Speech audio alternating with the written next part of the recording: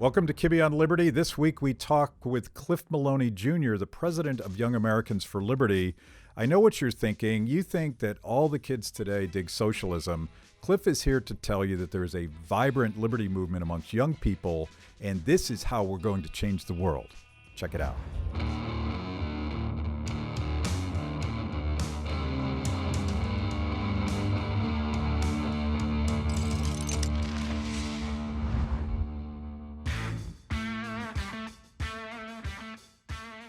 Pure Hayek, where no one really knows what's going to happen, and literally right now, millions and millions of people are like, I don't know what's going to happen. It's going to be so cool. But you are Cliff Maloney, and I feel like the first thing before we talk politics and philosophy and all that stuff, we need to get this out of the way. You're from Eastern Pennsylvania, which I love Eastern Pennsylvania, but it's not Western Pennsylvania, sure, where I am from. So. We're more civil on the west side. Yeah, but we founded the country. Yeah. Well, there is that. So I'll take credit for that. Yeah. And I did spend some time at Johnstown. That's where I went to school. Was okay. out in Johnstown, PA. So I've gotten a little taste of the Central Western PA lifestyle. Yeah. But you grew up. Where'd you grow up? I grew up Delaware County, so about 15 minutes south of the city. So diehard Eagles, Flyers, Phillies, Sixers fan. Some seasons better than others, but a lot of my college friends are obviously black and gold. Yeah. So that makes for a fun time. Well, I don't want to rub this in, but I feel like when I was your age, all of our teams, the Steelers, the Penguins, the Pirates, right. We won everything. And I just assumed that that's what happened. And eventually I came out of that realizing that you don't always get to win, but yeah, we've had a really, really rough decade. The Eagles winning the Super Bowl was kind of a nice moment, but everybody else is kind of struggling. We did just spend $300 million on Bryce Harper to pull him out of D.C., so we'll see how that pays off for the Phillies. As I recall, nobody else wanted him at some point. But that's about the extent of what I can talk about baseball. Don't Sure. embarrass me with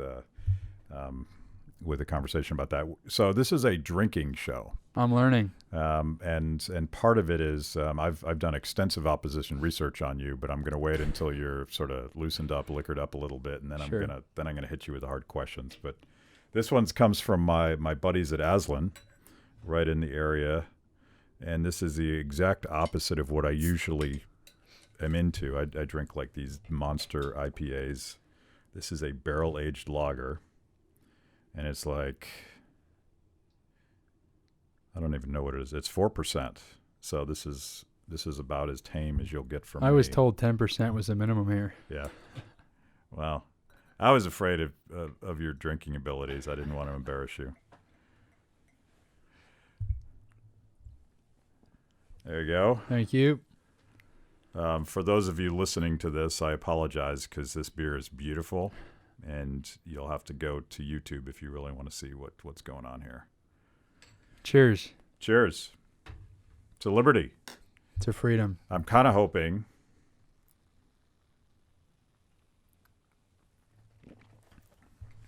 you're the next generation. You're the guy on the ground, and I'm hoping that by the end of this conversation, you're going to convince me that everything's going to be okay. We're headed in a good direction. Everything's going to be okay. But let's go back to Philadelphia.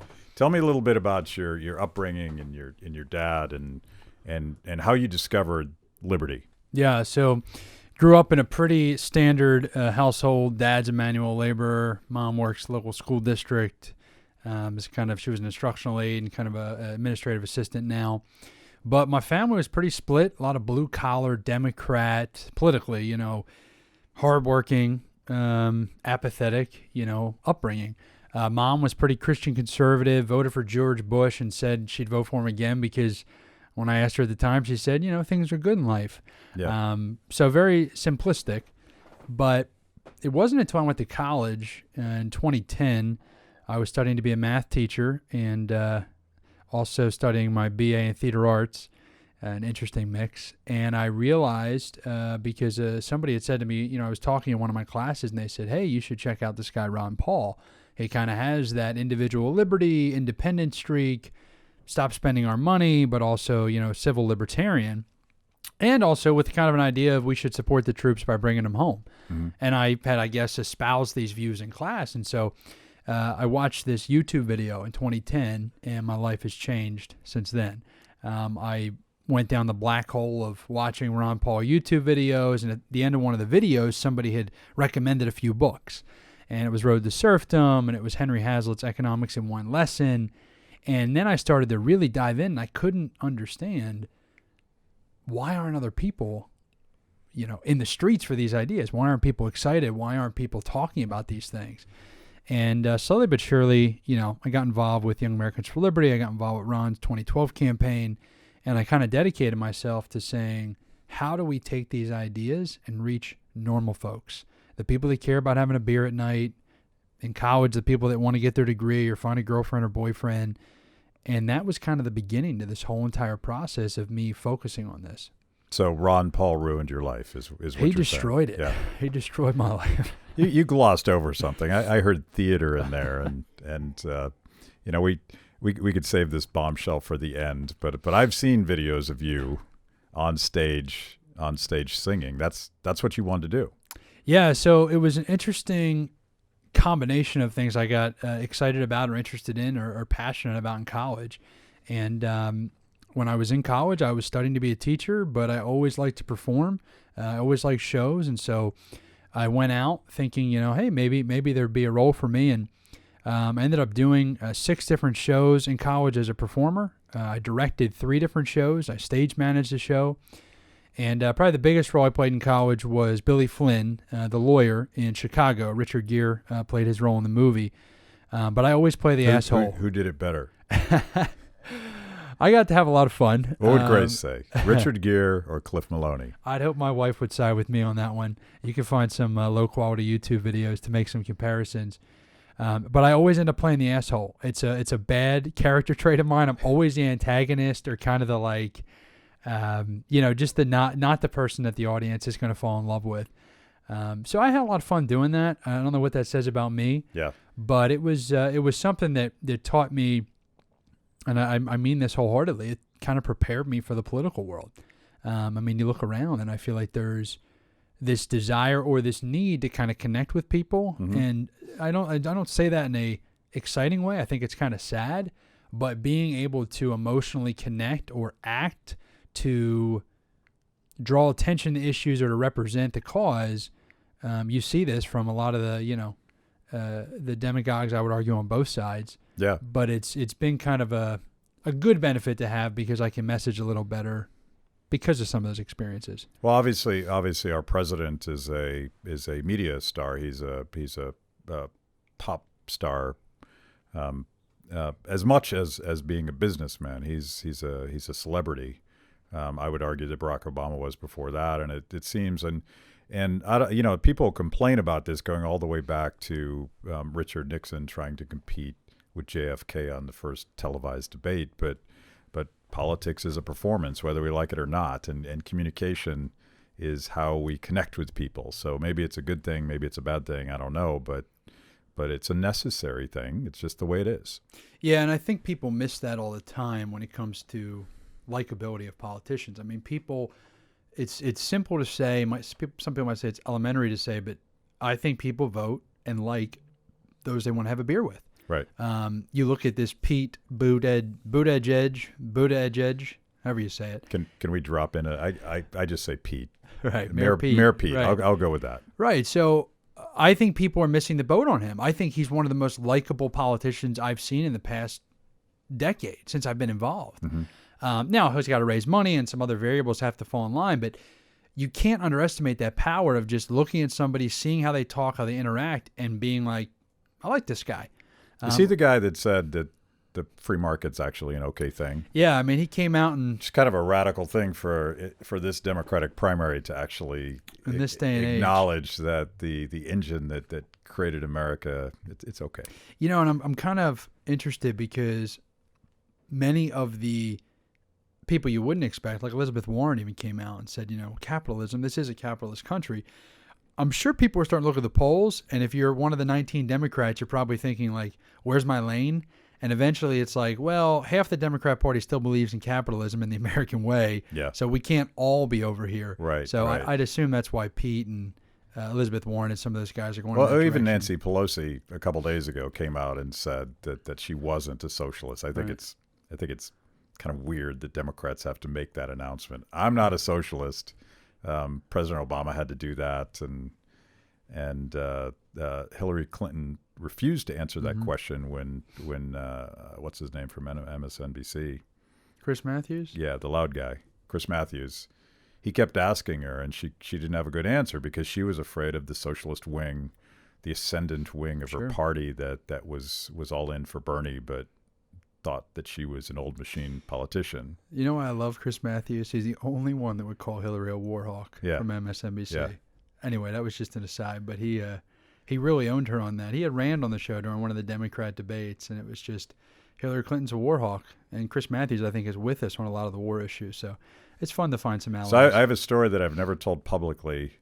I used to do Chris Matthews a lot, and during the 2016 election, I was working for a Rand Paul super PAC, and I think this is the timing. I was on an episode of Chris Matthews, and he was just so supportive of Rand's willingness to take on sort of the neocon Republican perspective. It was almost like a Rand Paul love fest. And for reasons I don't understand, the show never aired. And I have a theory as to why it didn't air, but Chris Matthews would be destroyed by his authoritarian progressive base, I guess. But yeah, he's an interesting guy. Like he'll allow you to talk most of the time, and then the next time he just shuts you down. I think it's sad that we've kind of lost this sensible progressive left. Yeah. Which we have a lot in common with in terms of what civil happened to the liberties anti-war left? and anti-war. And that's the thing. I think my favorite memes of the past couple of years have been, once Trump got elected, it was these photos of, the anti-war left coming back out of the caves like, hey, we're here again. Yeah.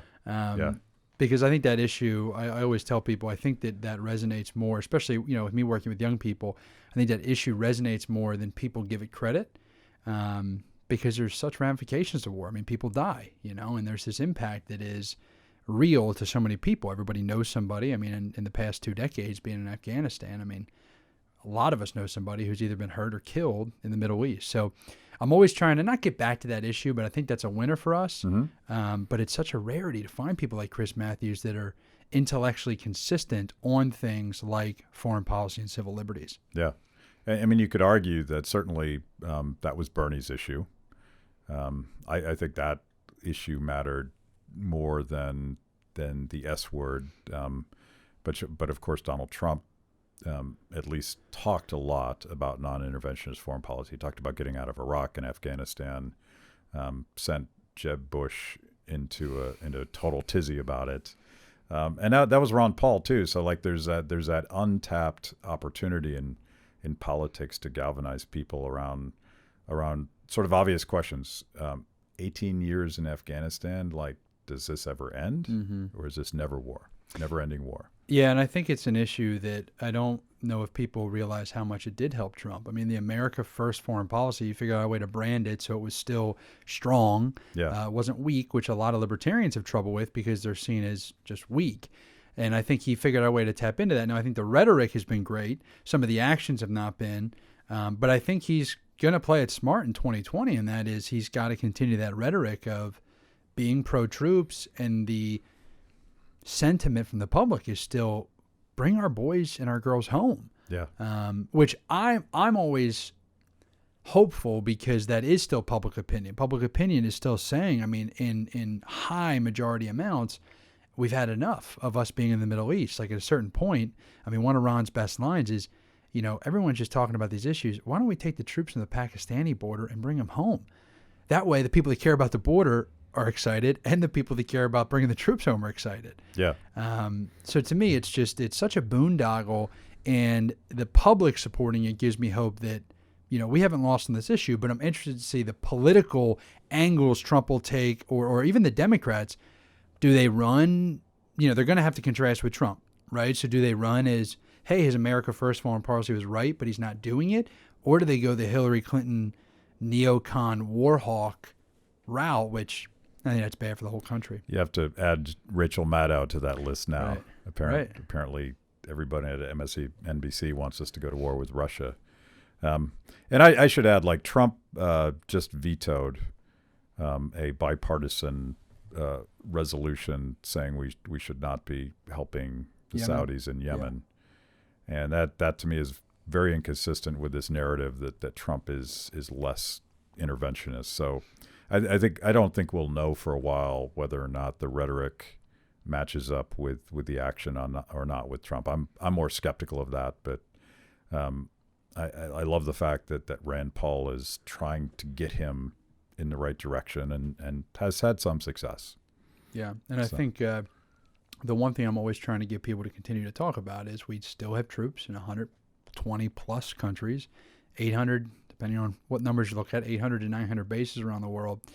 I think that message, it definitely resonated with me, but continuing to kind of push that narrative of like, look, it's not just the strategic decisions, it's the overall occupation, it's the overall, just the foreign policy. Yeah. And how do we get that to change? And I think the more we can hammer that home, I still think it's a winning issue. I feel like it's for years it's been the Achilles heel of the Republican Party because, Republicans consistently say a couple things. They talk about fiscal responsibility, although they're talking about it less today as we reach $22 trillion in debt. But then, and they make the argument that despite its best intentions, any program will just gobble up a lot of money, have a lot of unintended consequences. There's never enough money to feed the beast, except when it comes to national defense. And that's why, we used to make tough trade-offs where Republicans and Democrats would fight over domestic versus foreign policy spending, and they'd split the difference and sort of reach some sort of budget goal. Ever since a couple of years ago, and we can probably thank Paul Ryan for this, now we're going to spend everything on everything. And that's where the debt comes from. And it's this naive notion that if it's about national defense, the incentives problems with government don't matter anymore. The unintended consequences don't matter anymore. And it was Ron Paul that said, hey guys, we're creating more problems than we're solving when we do a lot of this stuff. Yeah. And I think it's interesting because the story that I heard so many times from Rand Paul on the campaign trail is, they both get on C-SPAN. They both go down to the House floor. They argue, no, we need to prioritize this. The other side's the devil. And then, vice versa. Republicans do it to Democrats. Democrats do it to Republicans. And what do? They get in the room and they say, all right, great. We've now got the TV clips. Let's raise spending on everything. Right. And like you said, they just spend both of the priorities. And it used to be that there was some sort of fiscal sanity. I joke about this, but I would take like a JFK or somebody who back in the day, some of these fiscally responsible Democrats who, it used to be an understanding. You would aim to balance the budget, and if you ran a deficit, it wasn't just assumed, okay, we're going to print the money or we're going to borrow the money. We're still not raising taxes, which I think is a good thing. But eventually that whole charade ends. So I always try to put it in the pretense of like, look, even to my Democrat, more liberal friends, like 20 years ago, we were still balancing the budget. It didn't matter if it was a Democrat or Republican. And I give them credit. We spent more money under Republicans than Democrats. Mm-hmm. So there's a lot of inconsistency and irony in the spending rhetoric and the debt rhetoric versus the actual action. But to me, it's like, man, 20 years ago was not that long ago. So I think this trend or this habit, it's going to have some catastrophic consequences. I think that was sort of the seeds of the Ron Paul revolution, is that he came along in 2008. I worked on Capitol Hill when he was there, and way back when he was a member of Congress, he was the one guy that would vote no. But honestly, nobody really knew who he was. Mm-hmm. He didn't have a platform unless you happened to be like in that tiny little clique of libertarians that knew about Ron Paul. But with the rise of the internet, and one of the things that that Google search did is it exposed the blatant hypocrisy that politicians use to sort of basically manipulate and lie to their constituents. And so when he got up on that stage in 2008 and started speaking truth to power, people are like, finally. And they believed him because he'd always been saying that stuff. For 40 years. He was consistent and, kind of goofy but authentic because it wasn't polished. And I think that was the beginning of sort of the breakup of the old political cartel. And of course I was a Tea Party organizer, and I still remember the day in 2008 when the first Wall Street bailout proposed by John Boehner and Nancy Pelosi died on the House floor. And I think I was with one of the few organizations, conservative or libertarian, that was actually opposing the Wall Street bailout. And I'm like, what the hell just happened? And of course, it was the internet. So where are we? Like we've had the Ron Paul revolution, we had the Tea Party revolution, and now it's not at all clear to me that liberty is ascending. Donald Trump himself went after Mark Sanford, one of the few federal legislators that I would call a liberty guy. We just lost, who just passed away? Walter Jones. Is liberty winning? Yeah, so I think it's a really good question, and I'll tell you, I had a funny conversation. That's the best way to put it. It's about a year, maybe a year and a half ago now. We're in, 2019? About 2 years. So 2017, I took over the organization in the middle of 2016. And so Young Americans for Liberty had always existed since 2008 under Obama. And it was really easy to kind of figure out, where coalitions were. The Ron Paul, Rand Paul world was building. But all that's over now in terms of, kind of this, hey, it's very easy to see the next step at the federal level. And so we took a step back, and I had some pretty serious conversations with folks where I said, look, we're building chapters on campuses. At what point do we save the republic, right? At what point do we make liberty win? At what point is it like, oh, yeah, here's where we're aiming to go? And so I started to have those conversations. Do we need to educate more? Do we need to deliver better content? Do we need to focus in on certain political offices? Is it about getting a majority in Congress, or do we just need a Liberty Caucus in Congress that's, got 25 members, and that'll be the snowball effect? And so we had some really long conversations about this, kind of talking about not just YAL and what YAL is doing, but understanding kind of the broader liberty movement and where we are. Ron Paul is now retired. Rand Paul is back in the Senate, not running for president, and he's crushing it there. And we've got Thomas and Justin, I would argue, as our two big champions in the House. So I had conversations with everybody, and the more I talked to people, the more it became pretty clear. If we really want to build at the federal level, we're missing something. And that's something that we're missing is we do not have a base across the country of state elected officials. And I'm not going to go into the weeds. I mean, we did impact scores of each of the different offices. We looked at, how you win certain offices and how much money it costs and what type of experience you have to have. But everything pointed us to one place, and that was if we can focus on building a bench of future Ron and Rand Pauls at the state level and mix that with the work that you're doing to build content, the work that all the great organizations are doing to put out policy pieces and content and educate the masses, but you've got to have that base at the state level. We think it does three things if you start to build there. One, we've got a microphone and a platform for our ideas that I think we've been missing at the local level. Two, we can actually pass liberty bills in the state house. You want things to become federal policy. I mean, as much as we believe in states' rights, the federal government still looks to the states to advance ideas and to see what have you tested, what works. So passing liberty bills and, sadly, forcing roll call votes on bad bills. When you got champions in the House, you can have a little more control in getting people on the record. Almost all the bad ideas that make it to the federal level started at the state level. I would 100% of them. That's how they do it, yeah. And then the third thing being, like I said, a bench, right? If you want to run for federal office or if you want to run for governor, AG, LG in a state, it is it could not be more clear that if you run the numbers, the people that are viable are those that have already been elected. Why? Because they've got a donor base, they've got name ID, and they've got volunteers.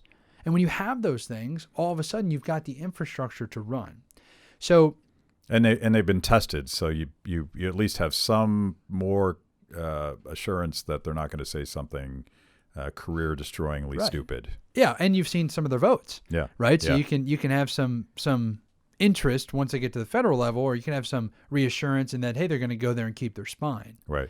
And so we've kind of laser focused in on the state level. I believe it is where the movement has the most to gain, and I think it's the easiest place because grassroots voters, when you reach them and it doesn't become a name ID or a money game, when it's actually, hey, let's have conversations, our ideas win.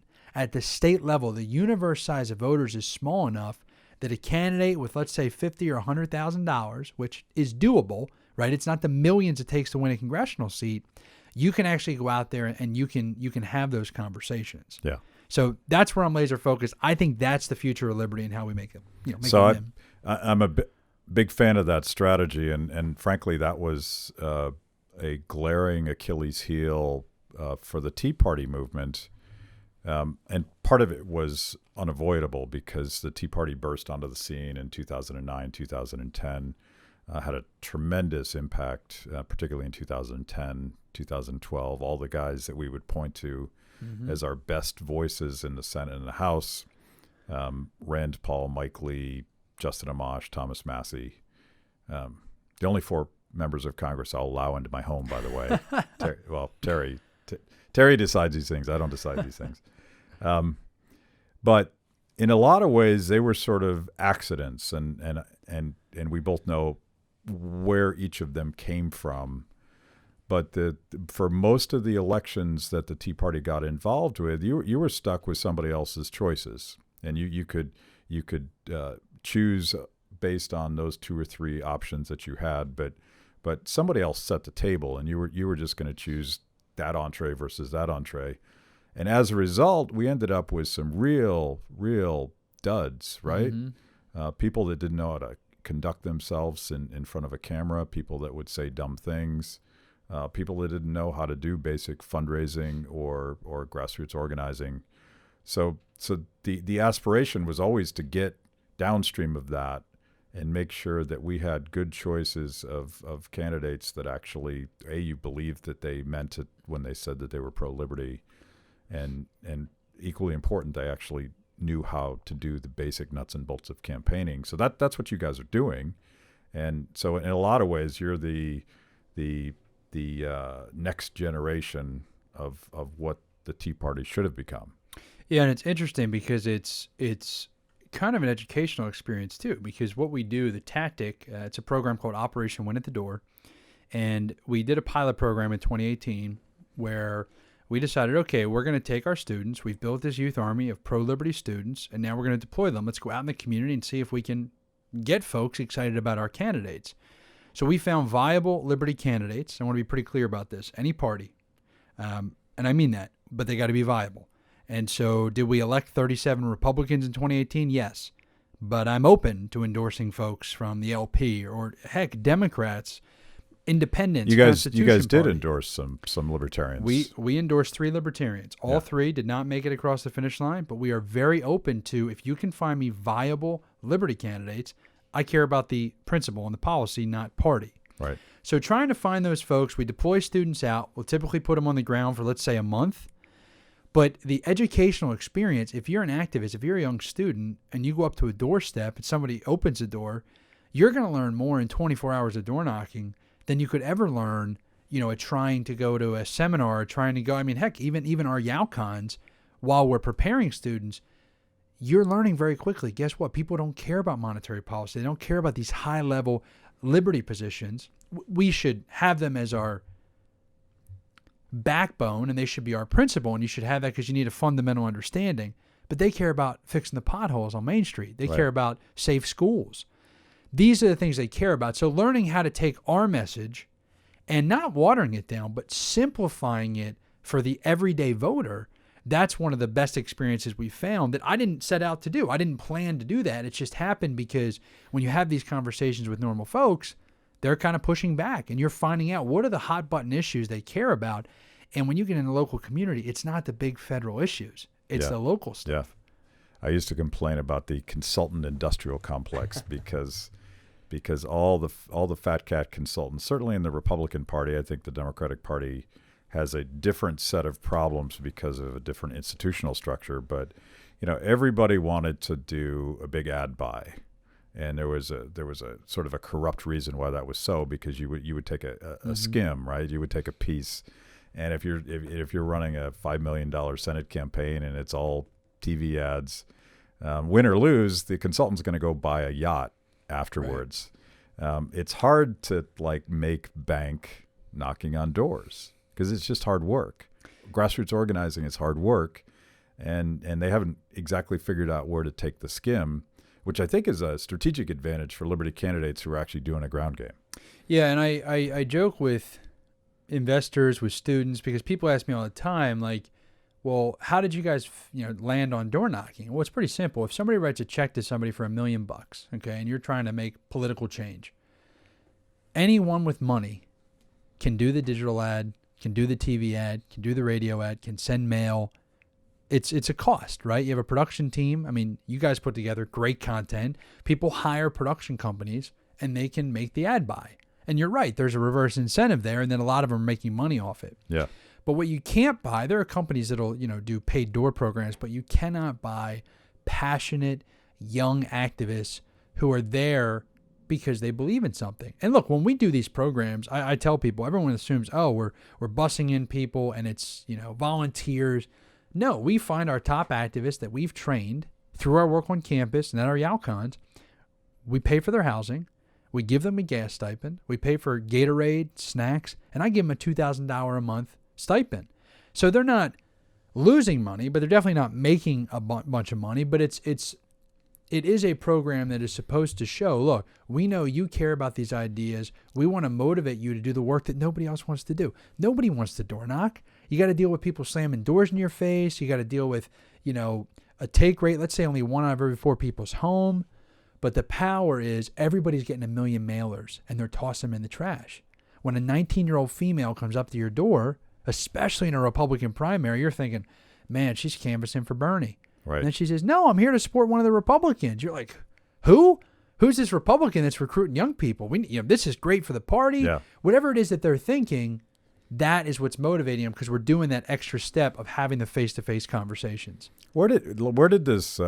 It's very much an ethos with the sort of the Ron Paul. I call them the Ron Paul kids. Mm-hmm.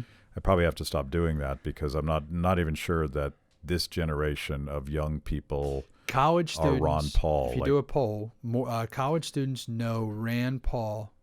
Their awareness of Rand Paul is almost twice as high as Ron Paul now. Yeah, and that makes sense to me. And I also think that Mr. Google gives 1,000 points of entry to these ideas. I mean, you're a Ron Paul kid. I was an Ayn Rand kid. Sure. I suppose the generation before me, maybe they were like a Road to Serfdom Frederick Hayek kid. Like there wasn't, back then there were very few ways to find these things. So I read a novel. You watched Ron Paul on YouTube, and there's a whole generation that sort of represents that. But now it's more diverse. But this ethos of very much the ethos of y'all, and I would argue the whole Ron Rand movement is all about the ground game. It's all about bottom up.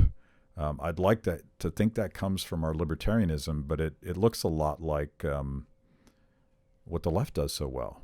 Where did it come from? Did you steal it from the left? So I would argue it's because we have passion. Now, I think the left gets their energy more because it's, hey, we have to come together to stomp out the hate, and it works. It does work. The rhetoric that they use, to get people to step up works. But I think it's about having a passion for the principles we care about. I mean, that's why they always joked. I mean, Hillary Clinton and Mitt Romney have both made public statements about how fanatical the Ron Paul and Rand Paul folks were. Like they'd be out in the middle of the rain. And I think that's because there's a deeper rooted philosophical interest. You got kicked out of CPAC, for God's sake. Right. Nobody gets kicked out of CPAC. Right. So there's this belief that's deeper that people can't touch, that it's difficult for people to understand because it's not just a one-off campaign. It's a legitimate campaign to advance the principles of liberty. And I think that is what drives a lot of individuals. That's what the passion, that's what it's there for. And I think I always tell candidates, a grassroots candidate has to run a grassroots campaign. If you think you're going to run as a grassroots candidate because you believe in the ideas, and then all of a sudden you're going to try to spend what the establishment spends, it's not going to work. So you have to tap into that grassroots, because that's the only advantage you have, is that your supporters, your volunteers, they actually believe in something enough to get off their ass and go out and support it. Yeah. So we've got to continue to tap into that. So there's a nugget in there, and I hope it's true.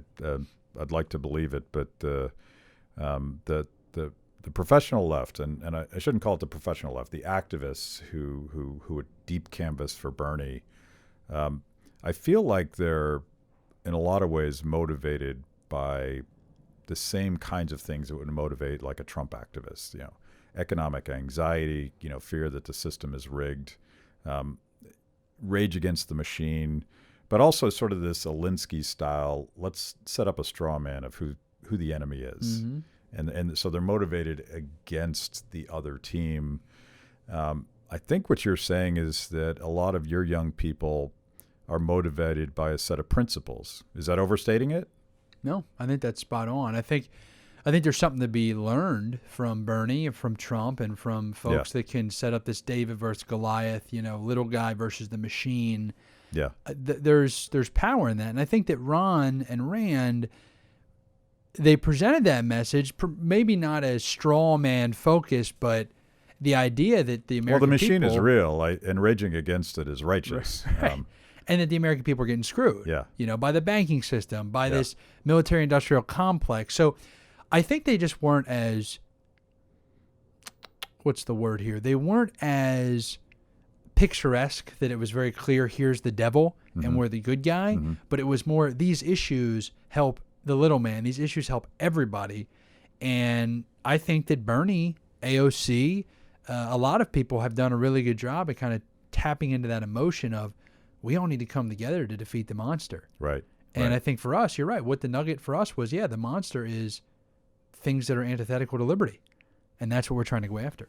So I was, I spoke on Rand Paul's behalf at the Iowa caucuses. And what I learned that night that I didn't fully appreciate before that was that the Ron Paul block of votes, our assumption going in to Iowa was that that Rand could deliver Ron's votes plus. And it turned out to be the opposite, because I think Rand got what I would call the liberty vote, but the rage against the machine, I don't trust Washington, D.C. vote, which was part of Ron's message, went to Trump. And so I think it's an advantage that we actually care about principles. I think it's an advantage that liberty has this beautiful cooperation-based vision for how people can get along. But it's got to be both. It's got to be sort of a libertarian populism. We should be pissed about what Washington is doing to us, but that's not enough. We should be optimistic about how it is that free people create opportunity and make people more prosperous, but that's not enough. It's got to be some combination. Yeah, and I think that I agree with you when it comes to the liberty vote. We did a lot of number crunching afterwards. You figure Ron got about 22,000 votes in 2012. Our numbers show about 8,000 of those were like hardcore liberty people, but then you still have 14,000 left. And those 14,000, you could say half of them just voted for the craziest SOB in the room. The rage against, some of them probably split for Bernie, which is odd to people, but it makes sense. To quote Thomas Massey. Right, the craziest guy on the ballot. And then other people voted, let's say they were hardcore homeschoolers that voted Ron. Well, there were plenty of homeschoolers in the race in 2016. Yeah. And so you had some of these other pro-life folks that voted for Ron in 12 that there was kind of segments that split. But I think it goes to show you why I think we need to build at the local level, why we need to kind of lay down these roots, because when you go to run at the national level, it's much more about the sentiment of the country, or it's much more about getting lucky and timing and different things are in place, where if you could tell me in 10 years we could elect 500 Ron Pauls to the state house, what are they going to do? They're going to run for higher office. And eventually you're going to end up with people who we can be in the position, not that the establishment's ever going to try to court us, but I think it's just a difficult thing to do to try to ramp up have enough populism that you're taking the message of liberty, not watering it down, but that the issues of the day will resonate. I mean, if the presidential election was in 2013 or 2014, we could have a President Paul right now. You know, if privacy, you know, the bringing the troops home, that sentiment was really there. The whole filibuster, I mean, everything was kind of tipping at the right point. But then when ISIS pops up and it's like, you know, like what are we prepared as a movement to message on certain issues? I think the more we build that infrastructure, the more prepared we'll be for any issue. Yeah. And the mechanics of making sure that we have a lot of voices. I love Ron Paul, but the Ron Paul movement was really built on Ron Paul's persona, and I happen to believe that any movement built on a person is dangerously weak in the sense that, you know, that Ron Paul's the exception. Most of those guys go native when they come to Washington D.C. Right. So you build a movement on a guy, and all of a sudden he's part of the swamp, and you've done nothing. So having you know, a leaderless movement has thousands of leaders. So I love the strategy. Let's pivot a little bit because you guys aren't just about politics, not at all. And I think the opposite is probably everyone loves to talk about politics because it's so tangible and they want to know what's going to happen in the next election. But Young Americans for Liberty is a very ideas-based thing. You just had this awesome video talking about peace versus force. What's selling on college campuses right now? Yeah, and I want to say this. A lot of people, when we launched this Operation Win at the Door, they said, oh, gosh, are you guys moving from education to politics? Well, no, it's actually the opposite. We're doubling down on the education because the only way the political stuff works of us going out into the community is if we're continuing to build a robust pipeline of student activists. Well, to do that, we need to educate them. We need to reach. We need to do events on campus that are going to stimulate the mind and get people to ask questions. So as an organization, we've always been laser focused on what we call campus activism. You know, to those at home, think street theater, right? Doing things on campus that are fun, erecting displays and getting people drama degree. Right, in, exactly. Right? You'd be surprised. Yeah. But getting people to really have conversations. And there's one rule we use with all of our activism projects. We want students to be able to ask themselves, maybe not bluntly, but the conversation should be around what is the proper role of government. And I might say that and it might sound wonky, or maybe you think it doesn't sound wonky and it's like, well, that's kind of bland. But on campus right now, everything's very emotional. Everything's heated. Everything's based in rhetoric, and you have protesters, and everybody wants to shut down speech because they disagree with it, and it's hate speech. And you see this from, I would argue, not just the left. You see this from everybody. It's kind of it's the new norm.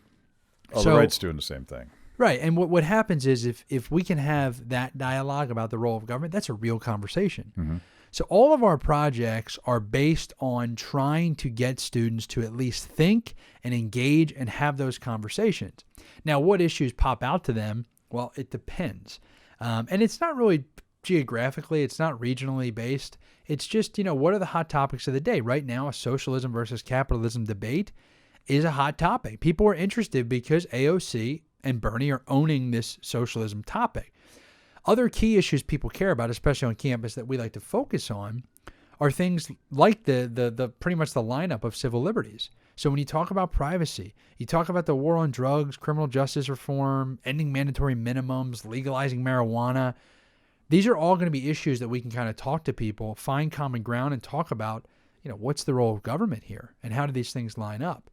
They're great gateway drugs. I call them, no pun intended, but I call them sort of transpartisan issues because and Bernie would rail about all those things, and they're all sort of cautionary stories about big government, too much power, concentrated power, and the unintended consequences. You know, why do we have so many nonviolent kids in prison? Maybe it wasn't intentional, but it's because we gave the government too much power.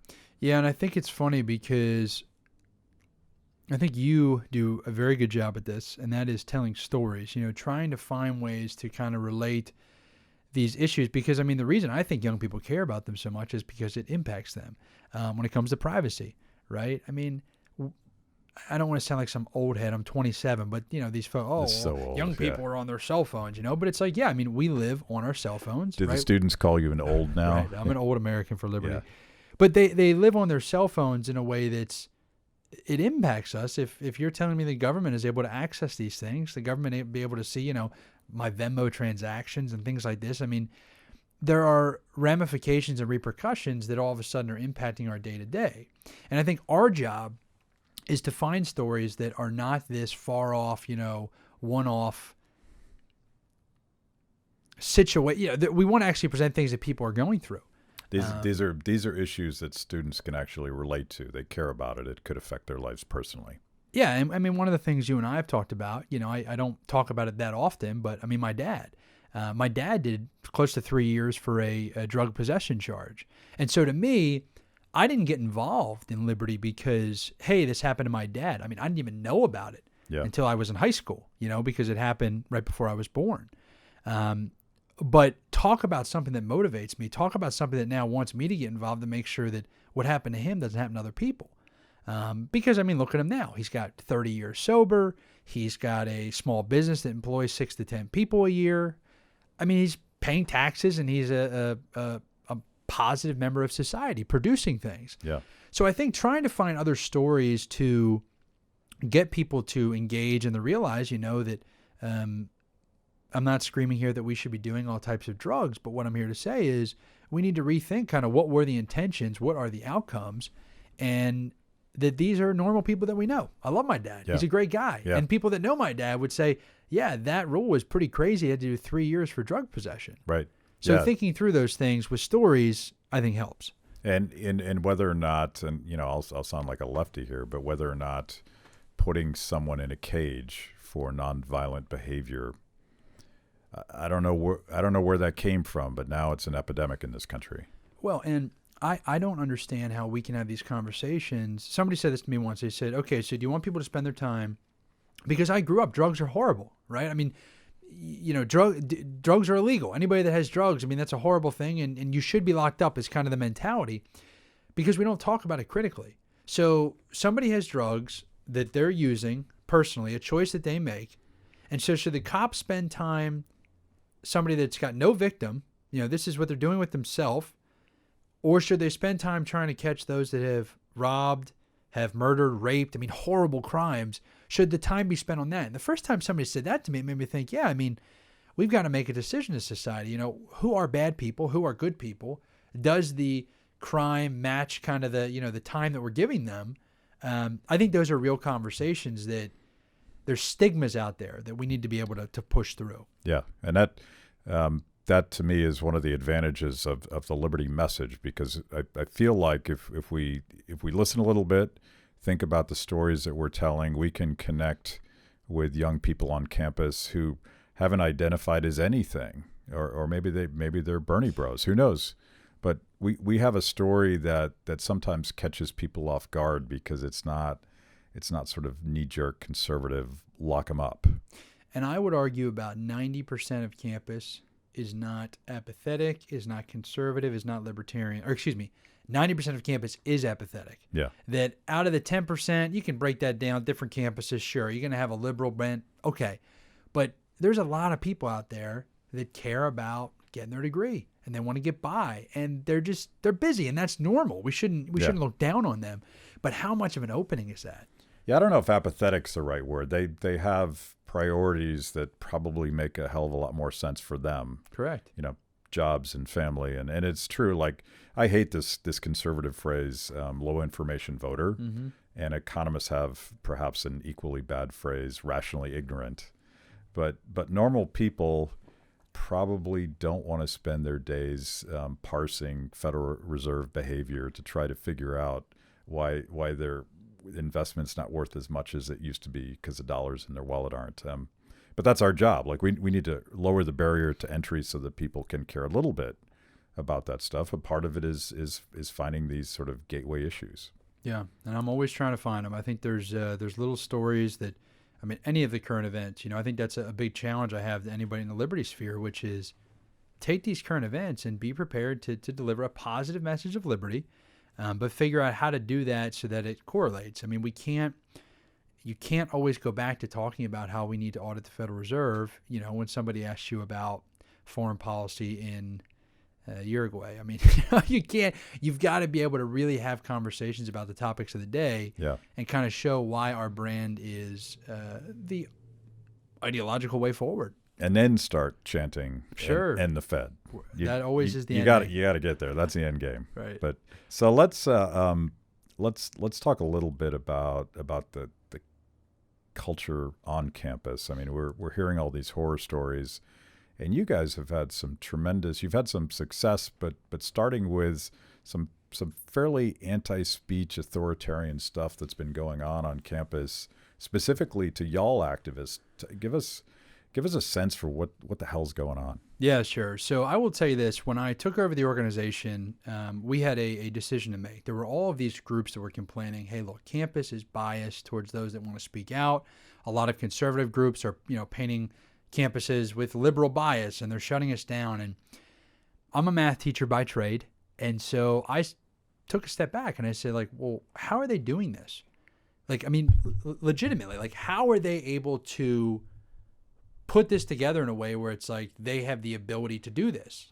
Is it a rule? Is it just an environment or culture that we're creating? What exactly is it? And if you peel everything back and you look to see how are these campus administrators or campus bureaucrats able to decide who speaks, what they're saying, what groups are recognized, all the things you're seeing complaints about, you realize it's all in the policy. It's all in the code of conduct. This is what they go to as their excuse to do it. Mm-hmm. And so at Young Americans for Liberty, we actually launched something called the National Fight for Free Speech campaign. And it's very different from what you'd expect. It is not, hey, we want an advantage for our liberty beliefs. It is, no, look, we want to create a level playing field for everybody. And it's not owning the left and inviting the most outrageous speaker conceivable just to trigger the other guys. Right. And I think a lot of groups, which I think is a little ridiculous. Right. I get it, but I don't think it helps. They make a mistake in that, it's more about inciting outrage when we really want to have conversations, and it really makes our efforts that much more credible because they're shutting down speakers that, I would argue are not controversial. Yeah. And it kind of paints, if you really want to paint the left as being somebody who there's just no room for any other opinion, well, when they shut down the folks that aren't controversial, it's even that much more hypocritical. Yeah.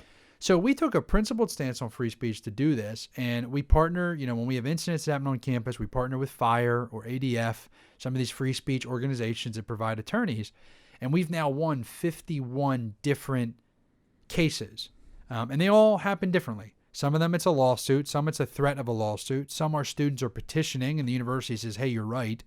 But it's really been a cool process to create a playing field on campus where it doesn't guarantee they're going to hear the liberty message, but it guarantees that we have the right to reach the students. And if you total just the student body on each of the 51 campuses, it's over 1.1 million students. And so to us, this is a way to kind of fight back a lot of the intolerance, but I think it's a gift to bureaucrats, because what I'm saying is, hey, look, you don't have to decide now. Just let everybody speak. Yeah. Because the problem is, if this is the free speech zone, this little coaster here, and they say that's the free speech zone on campus, you have to speak there. Well, now they're in charge of jurisdiction and enforcement. So if Bernie's group's over here, outside of the free speech zone, pushing for a 90% universal income tax, but nobody says anything, and then all of a sudden our chapter's over here handing out pocket constitutions, they get shut down. Well, now we can say, there's bias. I don't even want to have that dilemma. So if you just get rid of it and everybody can speak on public taxpayer-funded campuses, now there's no problem.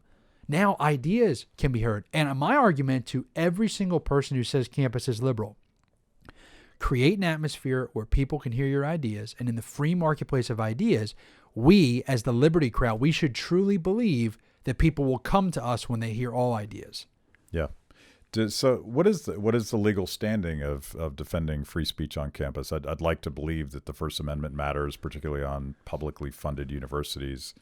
But is it true? Can you win in court, or is most of what you're doing just the threat of an embarrassment of a legal fight enough to rein in some of these more authoritarian speech police? Yeah, it's a great question. So we have 51 wins. I would tell you right now, we have about 20 to 30 cases that are, hey, the incidents happened and we are in motion, which you can look at as a good thing or a bad thing. I say it's good because it's kind of starting the snowball effect. Mm-hmm. We've had one loss. So the ratio has been great. We have one that went to court where the judge, I won't get into it, but let's just say, it was not a friendly decision on the side of free speech. Yeah. But the ratio is still there that I haven't lost hope. I'm actually very optimistic about the court system. But I will tell you, there's still a lot of emotional things that happen. Just a few of them. We had 3 students get arrested in Michigan for handing out pocket constitutions. I wish there was something to that story that was like, oh, you're being sensational. 3 students handing out pocket constitutions, told they have to go to a free speech zone. They didn't. They got arrested, put in jail overnight. We had another incident. That's insane. Yeah, that is not absolutely. I just can't even conceive that that's the best case. part about that is the irony, because what gives them permission to be there and to not get arrested is legitimately the document they're handing out. Right. It's like, here, sir, I'll show you. This like overzealous bureaucrat. I'll show you what gives me the right to be here. It's this First Amendment. So it's a little bit like Penn Jillette going through airport security and the metal detector with a metal copy of the Bill of Rights in his pocket. And they don't even get it. Right. They still don't get it. He's got the Fourth Amendment underlined on it. Yeah. He's a hero. And then like other incidents we run into, we had a Navy veteran up in Massachusetts who was told he cannot hand out the pocket constitution because the Constitution was not an approved document. And what they're saying is, honestly, the bureaucrat's just an idiot. Mm-hmm. He's not saying like the Constitution is not approved. What he's saying is every document you hand out has to be approved. Right. But talk about the hypocrisy of a Navy vet. The guy put his life on the line to defend the Constitution. Yeah. He's in school, and it's like you're telling him he can't hand it out. And then one other one I'll share with you is Tulane University. We had a crazy incident a couple weeks ago where a student was outed for being a part of YAL. They're very active at the Tulane campus. Love our chapter there. They're really out there recruiting and bringing new people to the ideas. And so they started doxing our members, outing them on social media, giving out their names. And this was some radical leftists. Mm-hmm. And so they put out there that Peyton Lofton was a member of Young Americans for Liberty. Well, like 48 hours later, somebody lit his dorm room door on fire. And you could say, well, is that the university? No, but I'm telling you, that's the culture. That's kind of I don't want to say the absurdity. I don't believe it's a norm. And that should give us hope. But it'll show you the absurdity of some of the political environment on campus that is to shut down people at all expense. And that's why I think the free speech efforts, we've got to take a principled stance, because I don't want to push back. I don't want to push back, and I don't want to punish the left. I want everyone to have an equal playing field, because at the end of the day, principles of liberty, they're going to do a pretty bang-up job at saving the country. So that's what I'm trying to promote. Well, let's go to there, because I think that's probably a good way to wrap up this conversation. I wonder where you are. Obviously, you think that you can succeed at what you're doing. You wouldn't be doing it otherwise, because there's other you could work less and make more money doing other things, right? I'm dying to get into the private sector, the for-profit world. But we're not doing this for fun. We're doing this because we think we can make a difference. And you mentioned all we need is a level playing field.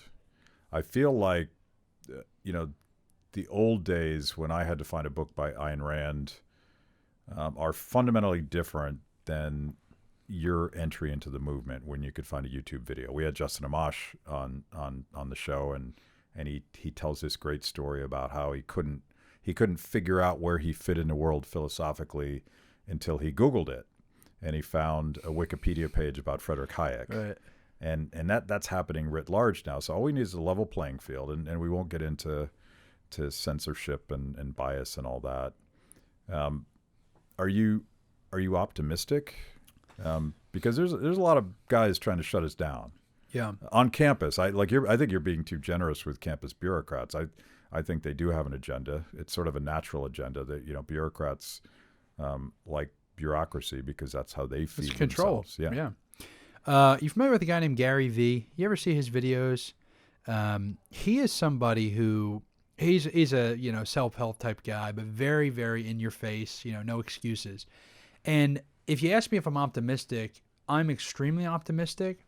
But I'm also not afraid to challenge the liberty community to say enough with the fucking bullshit excuses. Am I okay to curse? I mean, legitimately, enough with the excuses. Like, when are we going to sit down and say, okay, we've got to build content that's going to excite people. We've got to figure out how to reach normal folks. The left's doing it. The establishment right's doing it. I mean, people have been doing it for the past 200 years. And now the access to build content, the access to have a platform, the access to have ideas and speak and be heard, everyone has the ability to do that. Right. So I'm kind of at the point where I don't want to say I'm pulling my hair out. What I do want to say, though, is I am really going to push anybody to learn how to be effective and create measurable, tangible results. There's plenty of opportunity out there, and it's not just electorally, right? It's about content. It's about reaching people where they're at, not dumbing things down. I'm always going to say that, but simplifying without watering down the message. And so I'm optimistic with our strategy because I feel like our grand plan here is to elect 250 of these state liberty legislators by the end of 2022. But that's just the beginning. I mean, that is legitimately the beginning.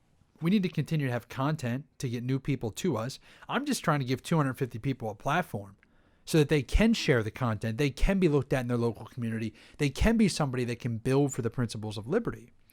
But I think that it's our argument to lose. Our ideas fundamentally make sense. If we introduce people to the philosophy, they get excited about it. It adds up. The free market works. Individual liberty. Leave people the hell alone. Bring our troops home. Treat others the way we want to be treated. I mean, all of these things to me are the American way. And I think if we stop looking at it like, oh, the liberty community is fringe and we've only reached 2% of the population, that's bullshit. People are what we are, which is they believe in liberty. They want to be left the hell alone. Don't hurt people. Don't take their stuff. You taught me that. That is the message that if we can get the masses to hear that, I think it's ours to lose. And I think anybody that's not optimistic, where can we go from here? I mean, there's so much room to gain. And I think everything when it comes to Uber, Airbnb, all of these kind of market sharing, all of that should show you that in the sharing economy that the free market is kind of winning at the moment. And yeah, you got Bernie, you got AOC on the scene, but that should be a challenge to us. Focus on the ideas, not their personality and hitting them for some stupid comment they made. Focus on presenting liberty to everyone in the mainstream, and the challenge is ours. The only excuse is for those that want to be the lazytarians, that want to talk about the ideas, they want to call me out, call you out, call organizations out because they don't want to take the time to actually to build the content to deliver it in a way that's going to reach people. So am I optimistic? Yes, but it's on us and every single person out there watching. We've got to innovate to reach people. Okay, I think you just made the sale there. I hate to add on that, but I have to add that I've never heard the word lazytarian before, but I know a couple of those guys. So you just closed the deal. Everybody watching this is now saying, okay, Cliff, I'm in. How do we get involved with Young Americans for Liberty? So there's a few ways. You can go to our website, yaliberty.org, but more specifically, and a call to action I have for everyone. When it comes to Operation Win at the Door, we're always looking for help. 1, to fund our door knockers. 2, we're looking for more people to join as members and become door knockers. And 3, we're looking for candidates. Those are our 3 big things. So if you go to yaliberty.org/door, you can recommend a candidate. So those folks at the state level, you've got somebody in your backyard, they seem to be a liberty candidate, or even if they're on the edge, push them to fill out our survey. Because we want to get them on the record so we can hold them accountable to liberty issues. And then on social, at YA Liberty, we're always putting up some fun memes. We're not quite at your video level yet, but we're getting there.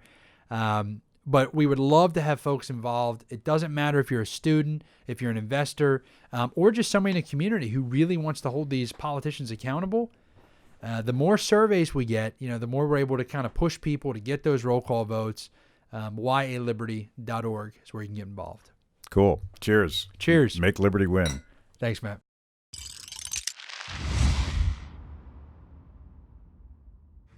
Thanks for watching Kibbe on Liberty. By now, you know this is the most important event of your week. So make sure you subscribe on YouTube. Click the little bell so you get notifications. Kibbe on Liberty, mostly honest conversations with mostly interesting people.